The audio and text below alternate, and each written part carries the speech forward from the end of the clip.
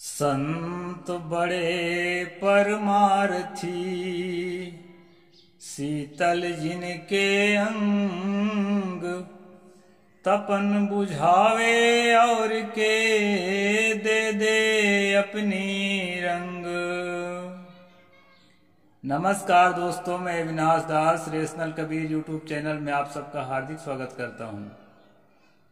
साथियों, यदि चैनल में पहली बार वीडियो देख रहे हैं या सब्सक्राइब नहीं किए हैं तो सब्सक्राइब जरूर करें, शेयर करके अपने सभी साथियों तक पहुंचाएं, बेल आइकन को प्रेस करें, ऑल नोटिफिकेशन ऑन रखें ताकि हर नया अपडेट आप तक पहुंच सके।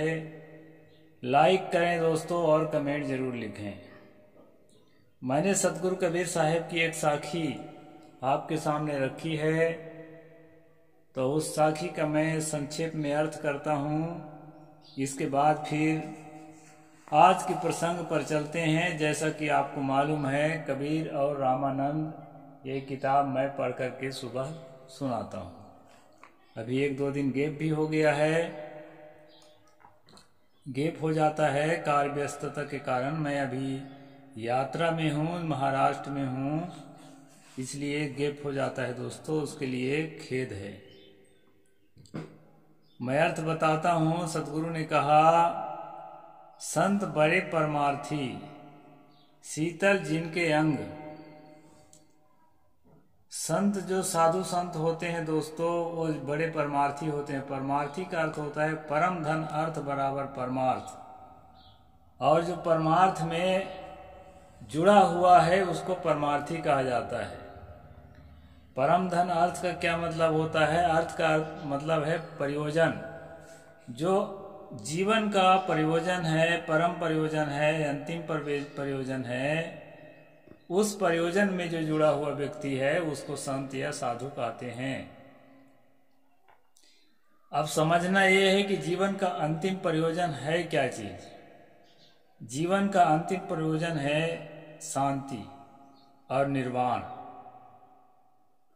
यानी कि जीवन तो सभी जीते हैं लेकिन उलझे रहते हैं, अशांत रहते हैं, और जीवन भर जो है तृष्णा में, आशा में, तरह तरह के मनोविकार में जलते रहते हैं। उन मनोविकारों से मुक्त होने के लिए ही साधना किया जाता है। दोस्तों, साधना जब करते हैं तो यह निरंतर बोध होता है कि यह हाड़ मांस का शरीर, यह कच्चा शरीर आखिर मिट्टी में मिल जाने वाला है, यह किसी काम का नहीं है।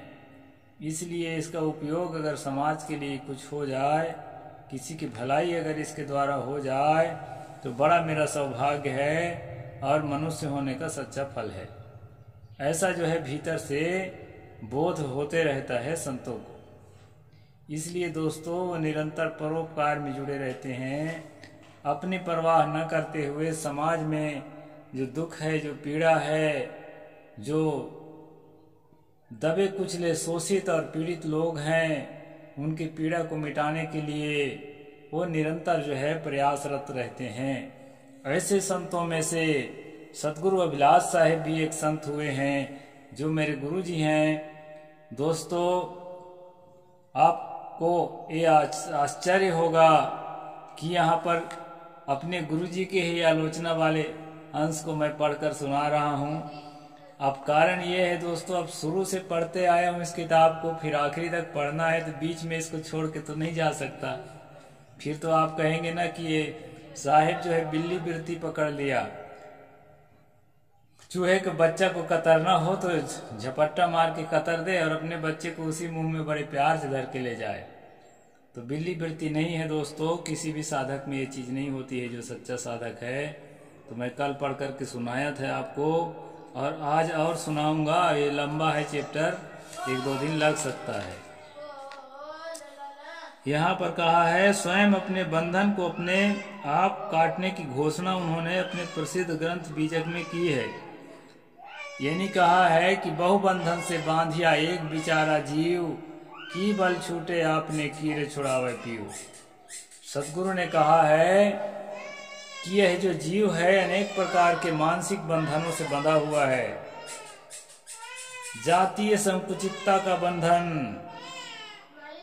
काम क्रोध लोभ मोह के बंधन और अनेक तरह से मन की मलिनताओं के बंधन में बंधा हुआ, उलझा हुआ दिन रात जो है यह जीव तड़प रहा है। सद्गुरु कहते हैं कि इस बंधन से ठीक से समझ करके, चिंतन करके, विचार करके, ठीक से समझ करके इस बंधन से निकलने का उपाय वह स्वयं ही सोच करके और इस बंधन से निकल सकता है। एक तो फिर कोई सच्चा उपाय बताने वाला मिल जाए तो उससे ये निकल सकता है। दो ही उपाय है, तीसरा कुछ नहीं है। केवल छूटे आपने कीड़े छुड़ावे पीयू। यहाँ पीयू का मतलब कोई परमात्मा नहीं है, कोई ईश्वर नहीं है। यहाँ पीयू का मतलब है मार्गदाता गुरु। तो इस प्रकार से दोस्तों अपने आप जो है मुक्त होने के मार्ग को जो है यहाँ सद्गुरु ने प्राथमिकता दिया है और सेकेंडरी में कहा है कि वो सहारा लेकर के भी अपने आप को छुटा सकता है। तो यहाँ पर कहते हैं सामान्य लोगों के लिए गुरु की आवश्यकता पर उन्होंने जरूर बल दिया है, किंतु सद्गुरु कबीर असामान्य प्रतिभा के धनी थे। यहाँ असामान्य प्रतिभा के लिए कहा है कि बल छूटे आपने, वो अपने बलबूते से छूट सकता है। और जो है सामान्य लोगों के लिए कहा है कि वो मार्गदाता का अनुसरण करके छूट सकता है। तो किसी को संदेह नहीं होना चाहिए कि सद्गुरु कबीर साहिब एक असाधारण प्रतिभा थे, उनको किसी सहारा की जरूरत नहीं थी। तभी तो पंडितों और मुल्लाओं के बिना पढ़ाए ही उन्होंने अपने सवालों से लाजवाब कर देते थे। किसी में हिम्मत ही नहीं थी कि वे उस जुलाहे के सवालों का जवाब दे सके। दुनिया में कभी कभी ऐसी प्रतिभाएं जन्म लेती हैं। ऐसे कबीर के लिए यह लिखना कि वे मर्यादा के लिए स्वामी रामानंद को अपना गुरु चुना था निराधार है। यह बात तो संत श्री अभिलाष साहेब जी ने स्वयं स्वीकार किया है कि उनका सच्चा गुरु उनका विवेक था। उन्होंने यह भी स्वीकार किया है, यह भी सर्वमान्य सिद्धांत है कि कबीर साहब स्वयं पूर्ण ज्ञानी एवं विवेक संपन्न पुरुष थे। ये उन्हीं के लेखों से जो है दोस्तों कलेक्ट किया है लेखक ने। फिर भी लगता है कि उनके मन में स्वामी रामानंद के प्रति आग्रह है, तभी तो वे बार बार लिखते हैं। हो सकता है कबीर साहब ने स्वामी रामानंद को गुरु के रूप में स्वीकारा हो।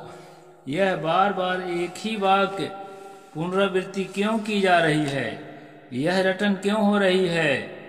गुरु स्वीकारा होगा, चुना होगा, गुरु माना हो तो इसमें आश्चर्य नहीं, तथा गुरु हो सकते हैं। अंदर में ब्राह्मण रामानंद जमकर बैठा है। इतने भर में वे विराम नहीं लेते, प्रमाण भी देने को उद्यत होते हैं। आप के मूल वचन इस प्रकार हैं, कबीर साहब ने स्वामी रामानंद को मर्यादा के लिए गुरु माना हो तो इसमें आश्चर्य नहीं है, और कई प्रमाणों से यह सिद्ध भी होता है। ऐसा भी साहिब जी ने लिखा है। संत श्री अभिलाष साहिब जी संसार के महापुरुष नामक ग्रंथ में गुरु रामानंद के संदर्भ में पहले पैराग्राफ में लिखते हैं, संत कबीर साहिब ने के समय में काशी में स्वामी रामानंद एक योग्य वैराग्यवान विद्वान एवं उदार संत थे। अनेक साक्ष्यों से यह सिद्ध होता है कि कबीर साहिब ने उन्हें गुरु चुना।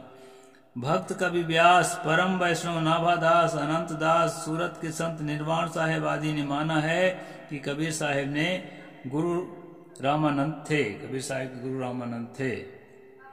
पहले हम आपके द्वारा वर्णित त्यागी स्वामी रामानंद की विशेषता पर विचार करते हैं। स्वामी रामानंद एक योग वैरागवान विद्वान एवं उदार संत थे।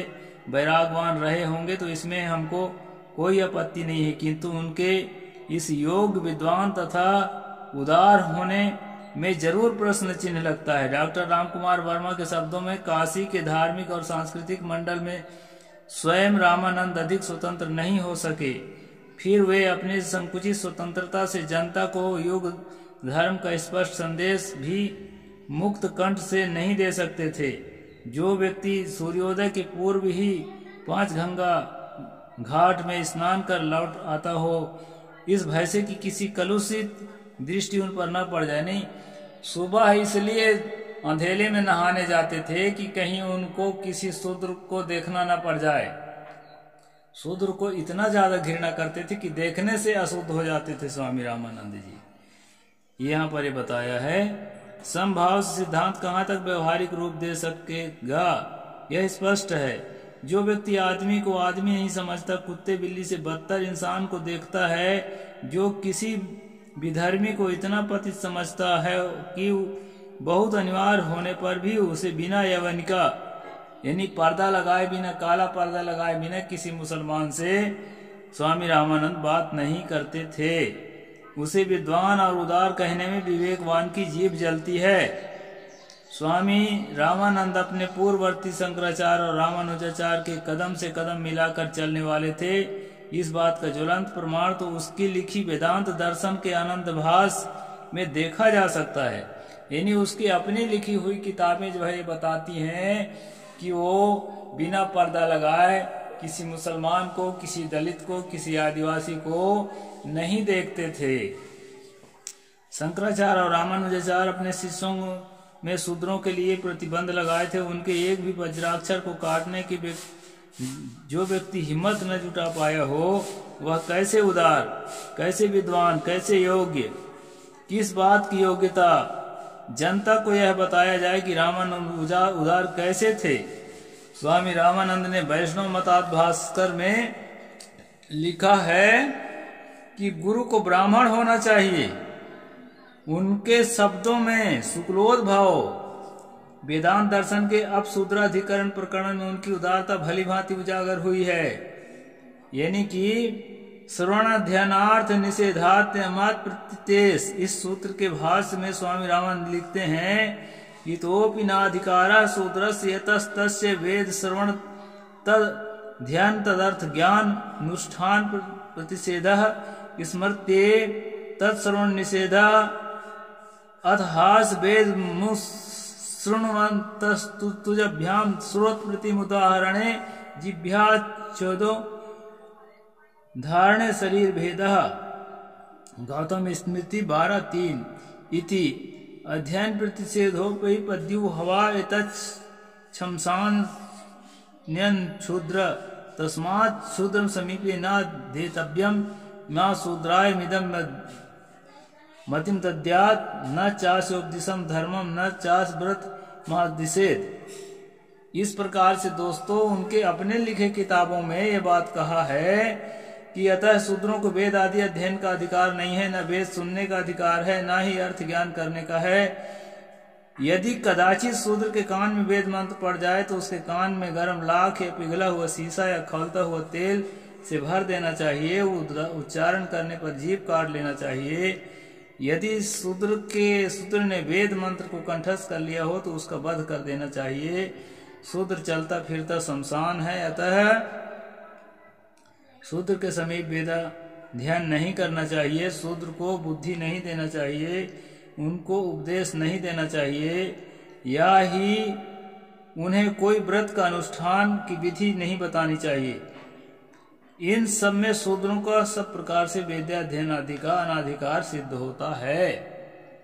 यानी सब प्रकार से वो अनाधिकृत कहना चाह रहे हैं रामानंद स्वामी। स्वामी ये ऊपर में जो संस्कृत है उसी का ये हिंदी अर्थ है। उपर्युक्त बातें कितने हिंस्र हैं, मतलब हिंसक बातें हैं। क्या ऐसी बातों को लिखने वाला स्वामी रामानंद कभी उदार कहे जा सकते हैं? क्या उसे योग्य और विद्वान कहा जा सकता है? क्या इतना संकुचित हृदय वाला आदमी जो वेद स्मृति व धर्म सूत्रों को कट्टर पक्षधर हो, कबीर जुलाहे को दीक्षा दे सकता है? हिंदू लोग जिन्हें देखकर मलेच्छ कह करके मुंह बिचकाकर चलते हैं, क्या रामानंद आज से 600 वर्ष पहले इतने उदार हो गए थे, जबकि आज के स्वतंत्र भारत में भी इस बात की कल्पना नहीं की जा सकती है। आज स्वतंत्र भारत में भी ST/SCओं को कोई रामानंदी महात्मा या भगत छूना पसंद नहीं करता है। उक्त कट्टर ब्राह्मण रामानंद को श्री साहेब जी बड़े उदार लिखते हैं, एक योग विद्वान की संज्ञा देते हैं। इस बात पर निष्पक्षता पूर्वक विचार करना चाहिए। किसी को महिमा गाने के पूर्व उसके जीवन दर्शन का ज्ञान अति आवश्यक है। सचमुच वो कैसा था? हम लोग ज्यादातर देखते हैं कि श्रद्धांजलि सभाओं में जाते हैं। घटिया से घटिया आदमी अगर मर गया है, अच्छा पैसा देने वाला उसके परिवार के लोग हैं, तो महात्मा इतना उसका जो है तिल का ताड़ बनाकर उसकी बड़ाई करते हैं, जबकि जनता जानती है कि वो आदमी कैसा था। तो एक परंपरा है गुणगान करने का। तो ऐसे टाइप का गुणगान यहाँ पर साहिब जी ने रामानंद का किया है, जबकि रामानंद की किताबें खुद गवाही दे रही हैं कि वो कैसे आदमी थे, उस गुणगान के योग्य थे कि वो गुणगान से ठीक विपरीत थे। इस बात को यहाँ लेखक ने दर्शाने का प्रयास किया है। अब रही बात भक्त व्यास, नाभादास, अनंत दास और निर्वाण जी की, वे सब एक ही थैली की चट्टे बट्टे हैं। ये कोई इतिहासकार नहीं थे, काल्पनिक लेखक थे और जो है महिमा चमत्कार की बानी लिखने वाले लोग थे। स्वामी रामानंद की महिमा बढ़ाने के जोश में लिख मारे हैं। कबीर साहब ने वैष्णवों को बहुत नजदीक से देखा था, तभी उन्होंने कहा ब्राह्मण वैष्णव एक ही जाना। तो इस तरह से दोस्तों आगे की बात मैं कल पढ़ूंगा। यहाँ पर साहिब जी ने उजागर किया है स्वामी रामानंद जी के बारे में, और ये जरूरी भी है। इसलिए जरूरी है कि परम पूज्य जो साहिब जी सतगुरु अभिलाष साहिब जी हैं जो थे, उनकी किताबों को, उनके प्रवचनों को आज भी सुने जाते हैं और बहुत से लोगों को विश्वास है कि वो बिल्कुल ठीक ठाक बोल रहे हैं, सच बोल रहे हैं। और उनके द्वारा अगर गलत चीजें आई परोसी गई है जनता को, तो जनता के अंदर गलत चीजों का वास होना स्वाभाविक है। इसलिए इसका उजागर करना कोई गलत नहीं है। हो सकता है उनको वैसी जानकारी रही हो या जो भी रहा हो, लेकिन हमें अगर जानकारी मिलती है तो सत्य को उजागर करना हमारा परम कर्तव्य है।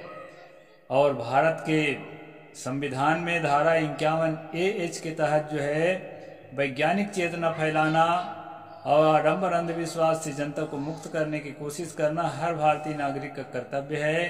तो दोस्तों हम अपना कर्तव्य पालन कर रहे हैं। इसमें किसी को अगर कष्ट होता हो तो कृपा जो है हमें क्षमा करें। साहिब बंदगी। जय जोहार, जय भीम, जय भारत।